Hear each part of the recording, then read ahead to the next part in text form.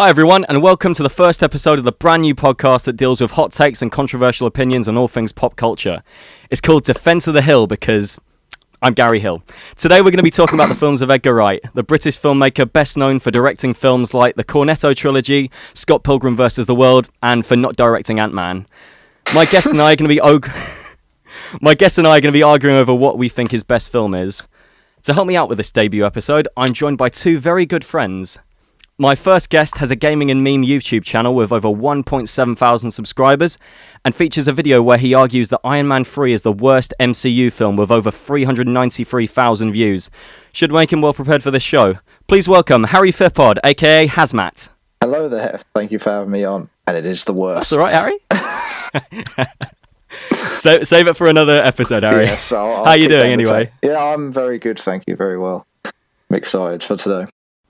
So, Harry, which Edgar Wright film have you chosen to defend to the hill and why? So, I've chosen a Edgar Wright film very close to my heart, which is Hot Fuzz. It is the second film in his famous Cornetto Trilogy of films.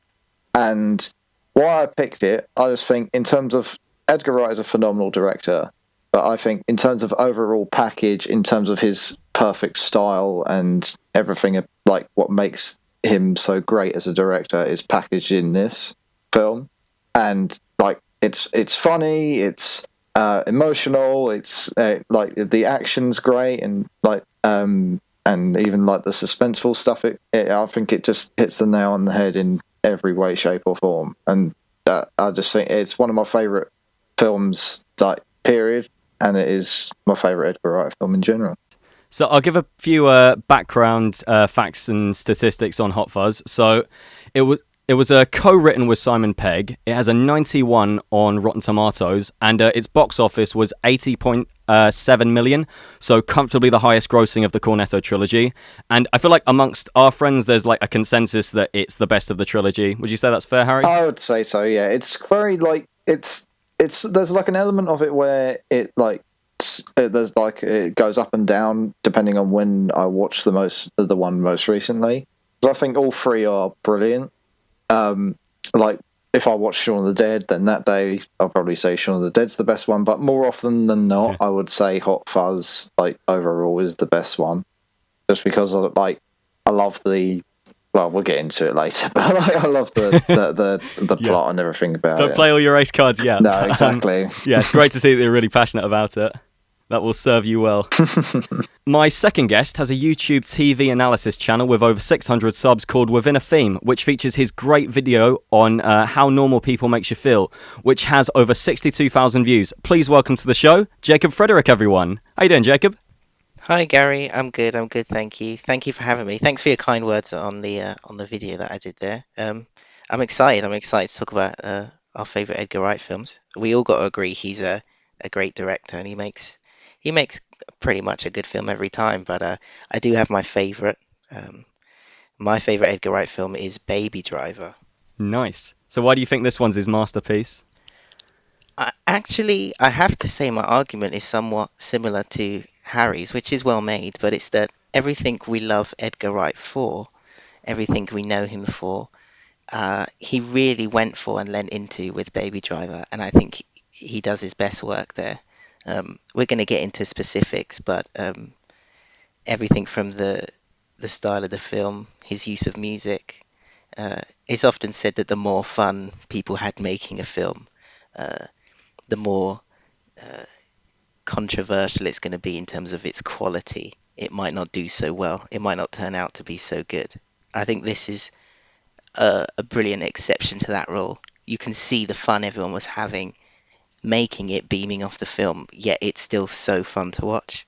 It's probably amongst my favourite of any film in the last decade that we had. It's definitely one of my favourite action movies that I've seen ever. Nice.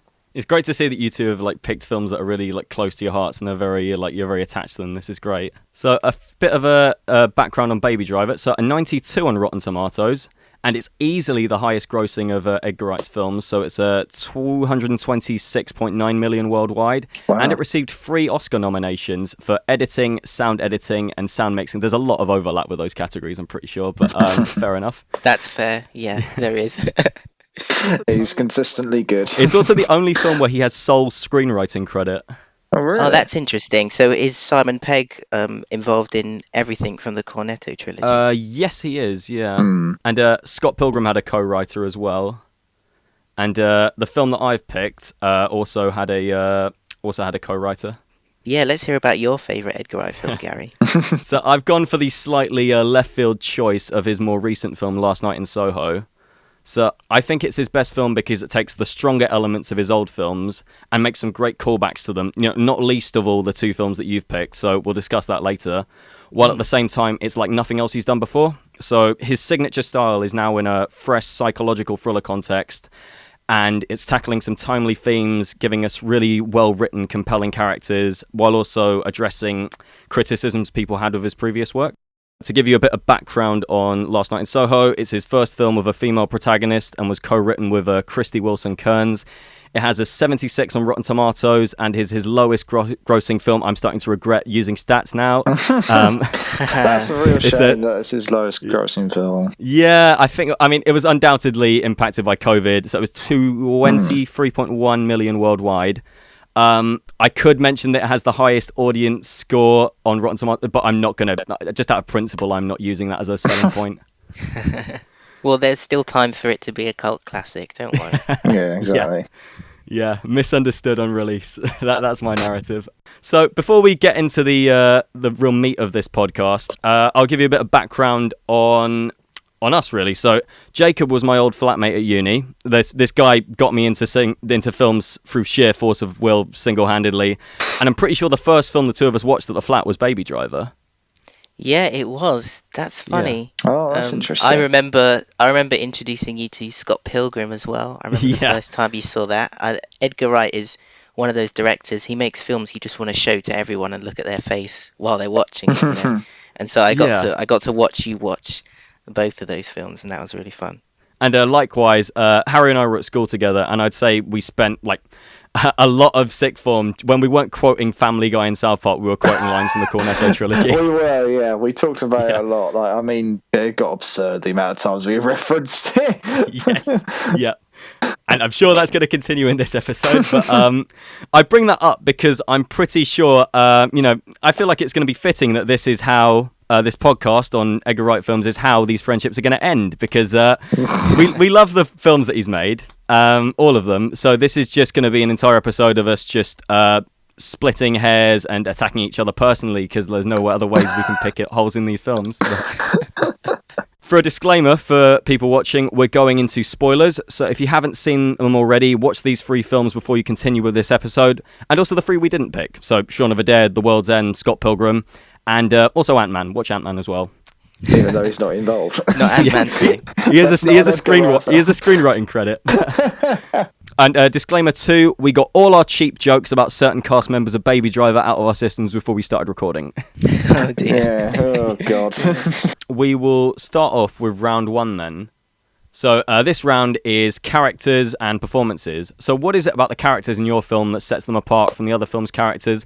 And what don't you like about the characters in the other films? So Harry, would you like to start us off, please? Yeah, sure. So in terms of the characters, like overall, like the cast of characters in this film, in Hot Fuzz, I think is quite something. Like I think Simon Pegg is very, very good in this. Like, he went from Shaun of the Dead, where he sort of not played himself, but played quite a laid-back sort of guy. In this, he's a very like by-the-books police officer, and I just think like his character sort of transition as the film goes on is really well done, and just the how he goes from very strict by the book, even when it comes to like his relationship with people and things, like not really having any friends, not really having like a functional relationship, but it's like how he goes from that to moving into Samford, the village, and just sort of building off of these people that he's interacting with, and realizing there's more to life than like the police and what's written on bits of paper. And I think that in terms of someone to bounce off of, Nick Frost does really well to sort of like bring him into that sort of world where he can just be more expressive and sort of be more have a more emotional connection with people. I think like the comedy, like the way that the characters handle the comedy and stuff is brilliant. And I think the fact that the characters themselves are mostly just slightly exaggerated versions of the actors. It feels very natural. In terms of like comparing it to the other two films, that's probably would be the area mainly where I'd say Hot Fuzz is slightly stronger than Baby Driver and Last Night in Soho. Whereas like these, because it's a buddy cop film and all that, and like these the cast in it is like full of like English actors and things. They all sort of are more familiar with each other and can sort of bounce off each other more. And whereas like maybe Baby Driver, it's quite like it's obviously like a combination of people in a film that they might know each other like outside of this film, but it's sort of, I don't know, it feels more natural. Some of the lines of like the dialogue and stuff and the performance and things. But like in terms of how I think how like the characters move along and stuff, I think the way that like all the performances are great. Like when it comes to just the comedy moments, it's not just that; it's like the emotional moments and things.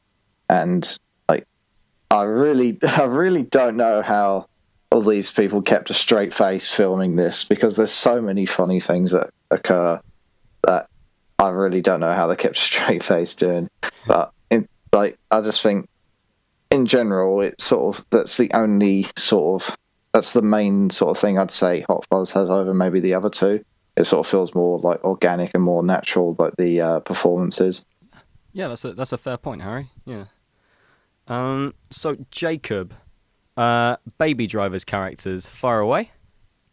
Okay. So I do love the characters in Baby Driver. I think never has the phrase rogues gallery been more applicable. I think that I think the characters in Baby Driver are the perfect amount of insane, and we're thinking mostly of Jamie Foxx in this instance. I think I said it a few minutes ago that everyone is having so much fun acting in this movie, and everybody just gets to do the absolute most. Jamie Foxx in particular is insane. But with the villains, the bank robbers in this film, I think it's the perfect balance where Hot Fuzz potentially leans too heavy into the comedic, almost parody side of things for me personally. Baby Driver is a bit more of a welcoming embrace of all those archetypes. And with regards to the archetypes, I think Edgar Wright's characterization with everyone in this film is so finely tuned, it's so precise that he tells us so much with so little. It's hard to distinguish my love for the characters in this film from the storytelling itself. But the way he assigns certain pathologies and motivations and identities to his characters is so clever, and he does it often without dialogue, and he does it so quickly. I think we know everything we need to know about Baby within the first 15 minutes of the movie, which is 2 scenes long. The second one is 1 shot. And before we even see an image on screen, we hear that ringing. We hear the ringing in his ears that shows us what he suffers from, the tinnitus, that he can always hear that sound. And we learn that the audio we're hearing throughout the movie is what he's playing in his own ears. And I think that kind of storytelling, that kind of characterization is really clever. Another great example of it is Buddy, who almost sneaks up on us as being the villain at the end of the film.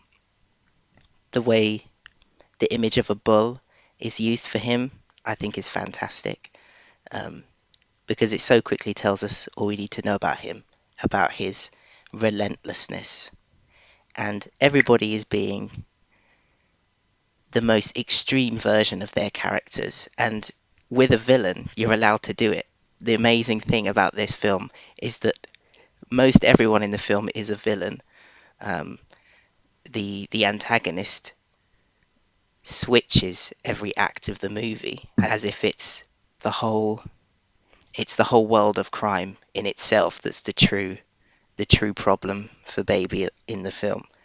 And when everyone gets to shine with their own little moments, much is true of all of Edgar Wright's films, but everyone has at least 3 lines which you could quote on a near enough daily basis in this film. And with regards to Baby himself, I think there is an element of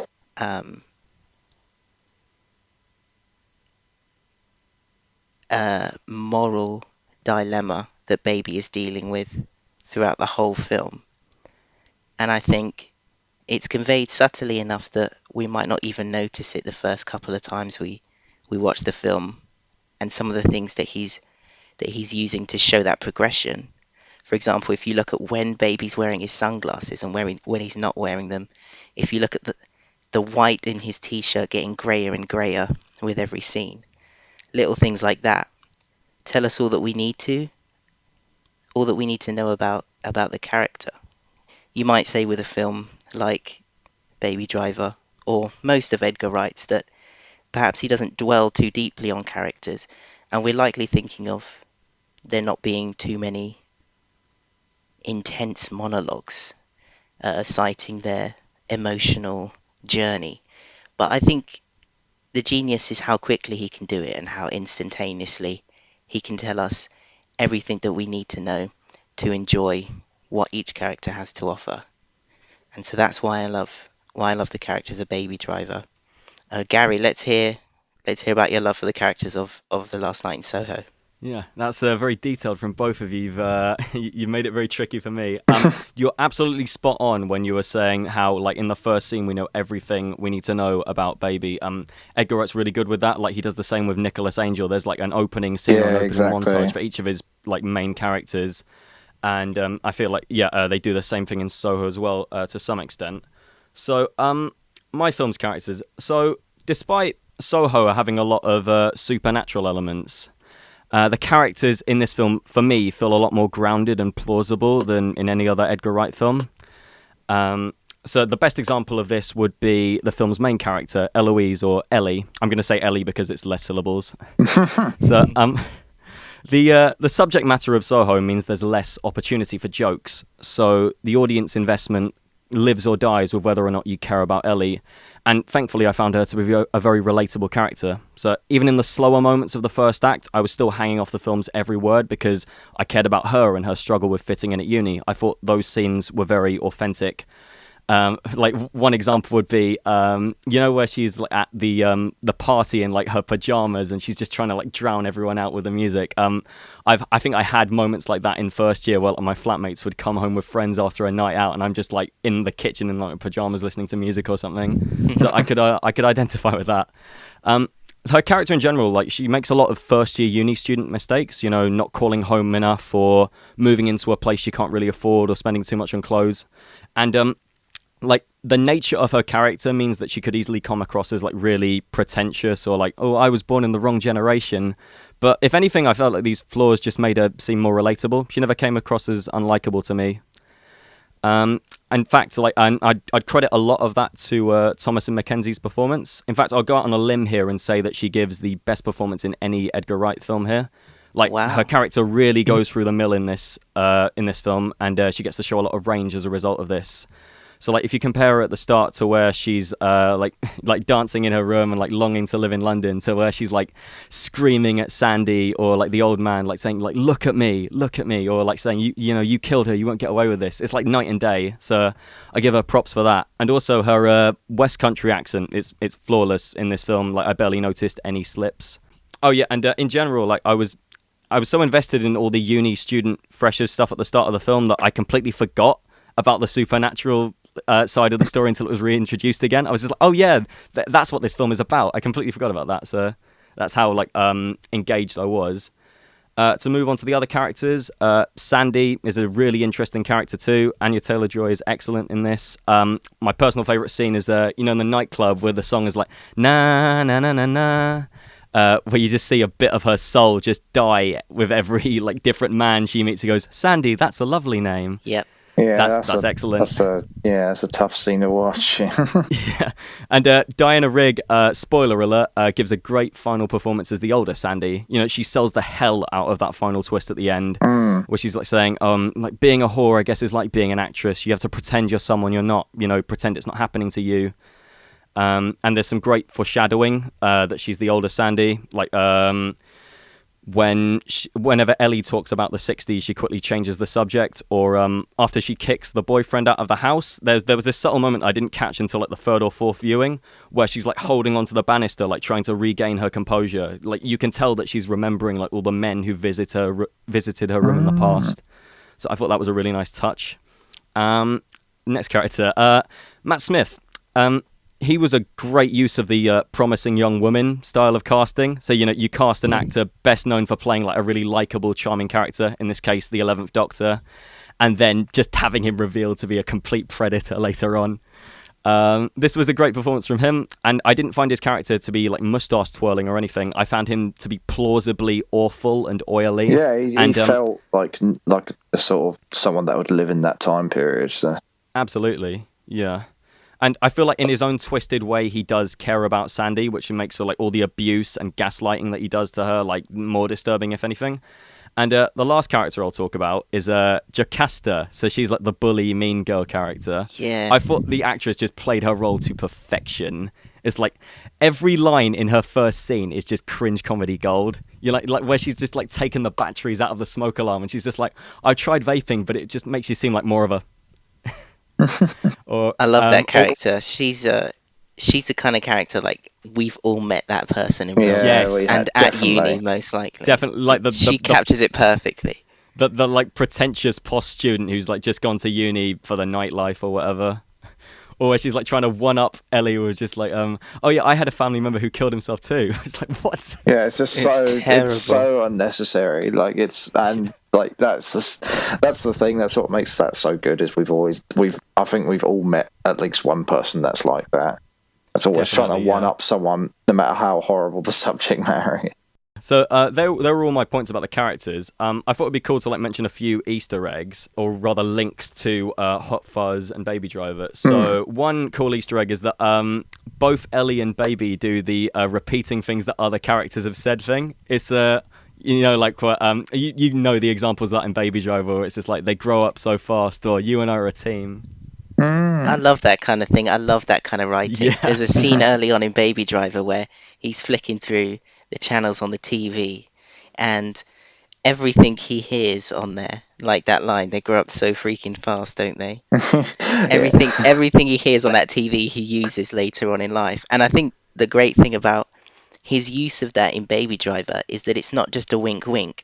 It's showing you that the loss that Baby suffered when he was young means that he has this almost childlike, from the outside looking in, observation of the world and of social interaction, because he's never been integrated properly into society as a child. He was literally snatched into a life of crime. So he watches the TV to learn how to speak to other people, and there's things he doesn't quite understand yet. There's an amazing line that I didn't really understand what was happening, and I might be wrong now, but it's something I concluded on probably the 11th time that I saw it, that he's describing to Deborah a song that he knows about her, and he says, it's by Trex. And she says, T-Rex. And I think that's because his only reference for that song is the writing Trex on the little cassette tape that his mum left for him. And it's just this, he doesn't know how to say the band's name because he doesn't have an in-depth knowledge of the culture. He's just on the outside looking in and learning about things as a kind of passive, quiet viewer. There's a lot of reference to how quiet he is in the film. And I I never think, noticed that. That's really cool.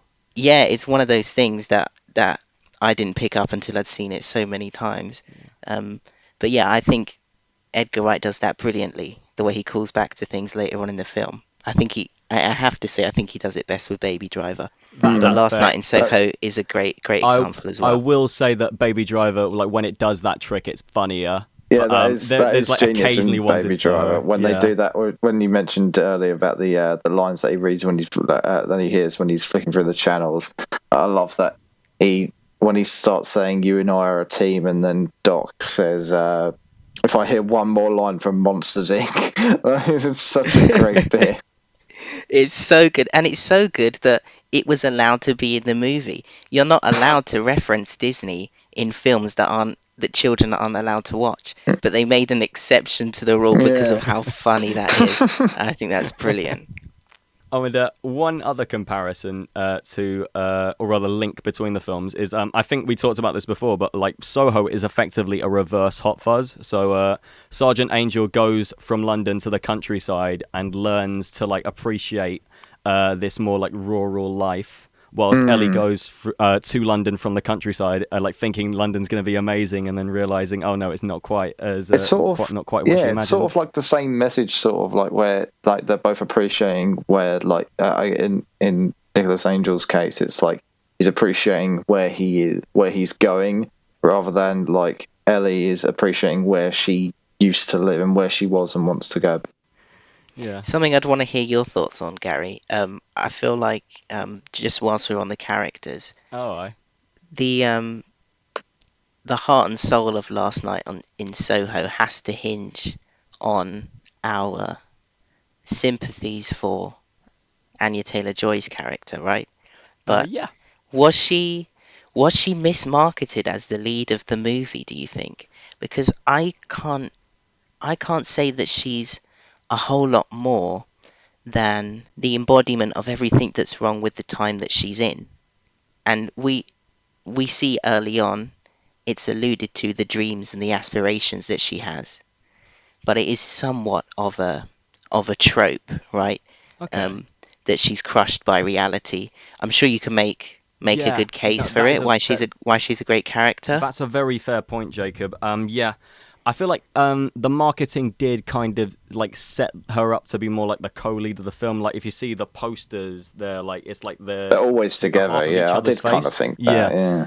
Yeah, when it's in reality, like Anya Taylor-Joy is definitely more a supporting role. Like I get why they've marketed her as that because she's like the bigger star of the two. You know, she was in the Queen's Gambit and stuff. But yeah, I don't think that takes why... anything away from the film. I just think it's like not at all. It's just like I can see why audiences might have come away like being a bit disappointed. Because that's like you're talking about different different studios. Like Edgar Wright and the people that made the film don't make the trailers. The trailers are made by a separate company, and so are the posters.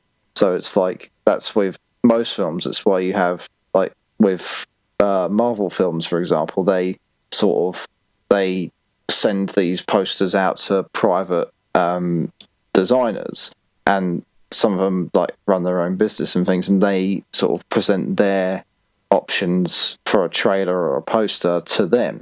I mean, I'm not 100% sure if this is like this happens all the time, but I know this happens with a lot of Marvel stuff. I know with the most recent Star Wars posters and things that they do that. I know that they with like trailers of films to sort of not to prevent anything being really spoiled about the film in a trailer, they send only specific sections to make a trailer out of.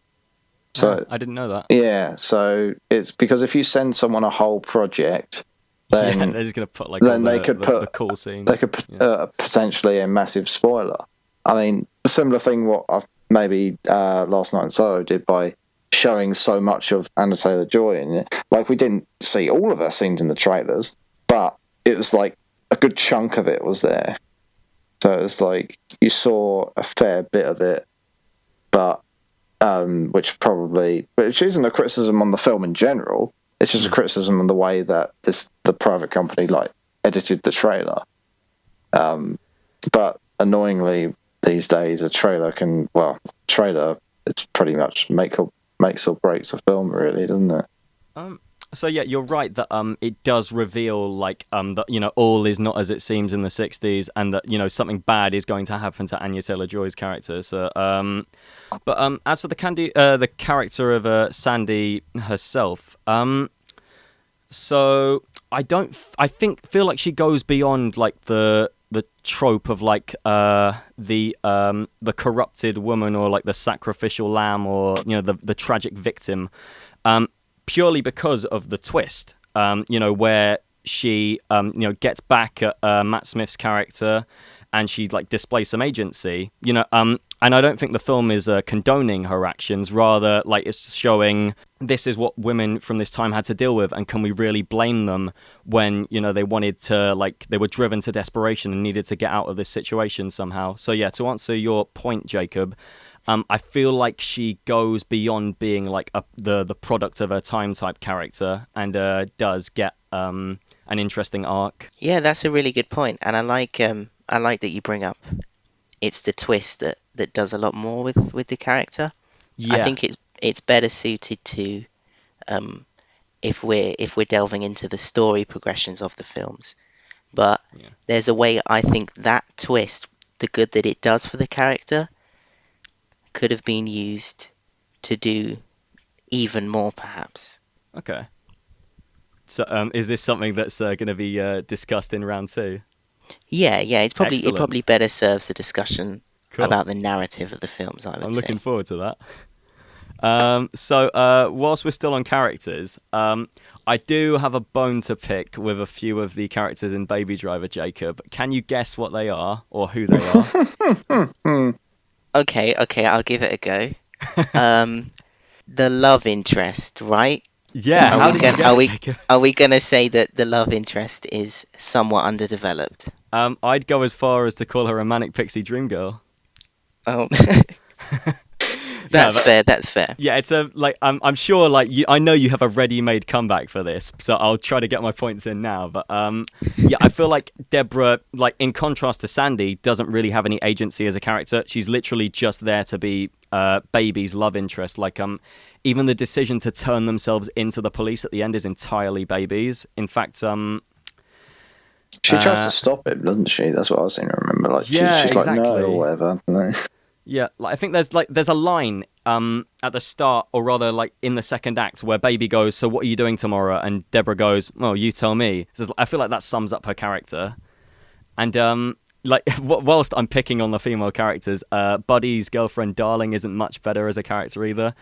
Yeah, it's just like with Darling, it's like the second the character actually does something, like, like in the shootout, and like, okay, finally she's like acting, and she's just killed off just to give Buddy a reason to hate Baby. It's a shame. Like, it's not that she wasn't an interesting character. It's just like, compared to all the other criminal characters, she didn't have like any particularly memorable lines, and she didn't get as much to do as, say, Bats or Buddy. So yeah, how about do you think this is a fair criticism, Jacob? Yeah, absolutely. I definitely hear what you're saying. But I think, be that as it may, I think the writing for her character in those scenes where we're experiencing the two of them becoming infatuated, falling in love with each other, I think the way that they're presented, the writing is really snappy. Both actors are incredibly charming in the roles, that I think it does its best to keep us engaged in those individual moments. If perhaps on a broader scale, Deborah amounts to mostly being the love interest, the motivation for Baby. I think it's a fair one, because it's a really it really does sell how much they like each other, especially early on in those moments where they're getting to know each other. I love the scene in the laundromat. The blocking in it is amazing. It's almost like Spielberg level blocking, the way they're moving around the laundromat with one earbud in each. Mm. Every movement is choreographed brilliantly, and it's just a dialogue scene, and the way they're almost dancing around each other. That really kind of sells the dynamic between them. And yeah, I appreciate depth-wise. Perhaps there's not that much there to any of Edgar Wright's love interests, and we'll get to that. But yeah, as far I know as I've like opened the flood. feeling, I've opened Pandora's box here. But as far as that feeling of the way they're falling in love with each other, I think that's really sold well. But yeah, let's discuss. Okay. Forgive me, I've forgotten his name, and I think that's telling. Oh, that was very very subtle, Jacob. What's Jack, the love isn't it? interest's name? Which one? You mean Ellie's boyfriend? Oh, Yes, yeah, yes. oh, Oh, God. John, What's his name? yeah. John. Okay. I genuinely forgot his name as well. Oh, Yeah, jeez. I'm not even gonna like attempt to defend him as like a love interest. Like, I fully admit he's like whatever the male equivalent of a manic pixie dream girl is. However, I'll say it's more of a problem in Baby Driver's case because Deborah has a lot more screen time than he does. Like, I don't think John is even in like the top 5 characters with like the most like lines or anything in Soho, whereas Deborah is, I think, second only to Baby in regards to screen time. So yeah, that's why I'm willing to give him that character a pass, because he's not in the film a lot, so it doesn't really damage the film. Okay, I see what you mean. I have to say though, towards the latter half of the second act, moving into the third act of the film, the character decisions are so insane.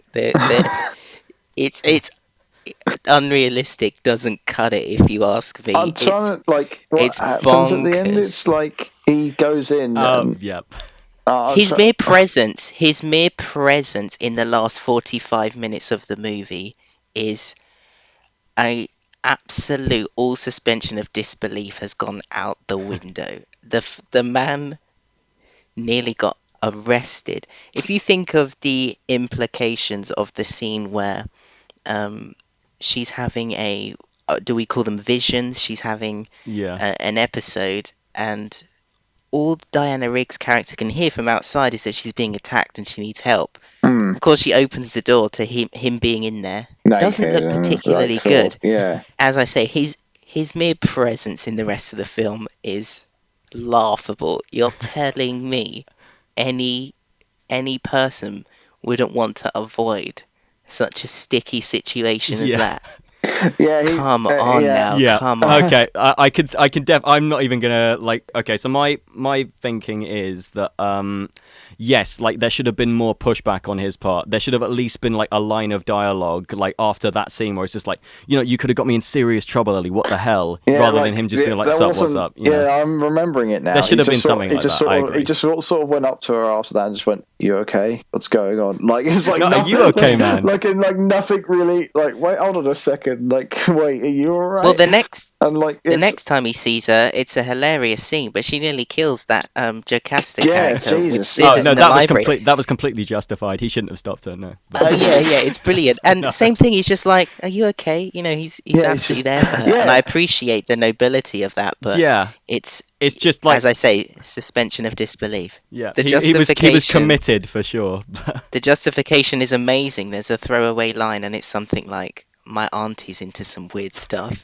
It's like he's just willing to buy everything she says because he's like, "Oh yeah, I've seen this all forgot before." about that. I love that. I forgot about that. He's just like, "Oh yeah, my auntie's into weird stuff." I'm like, all right, yeah, okay, plausible.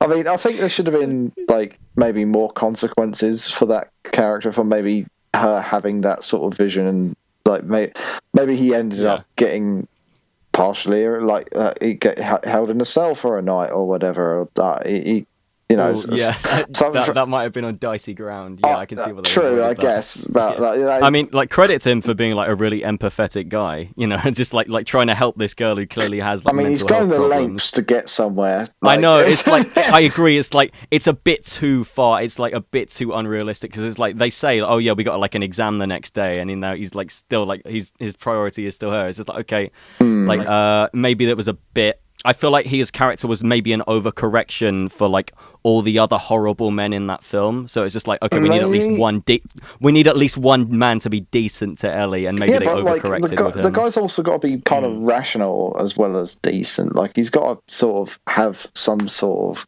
character. Like, I get, like, it's not really, to be fair, out of all the horrible men that are in that film, like, you can't, it's not hard to make him the best male character in it. Just by default, yeah. Yeah.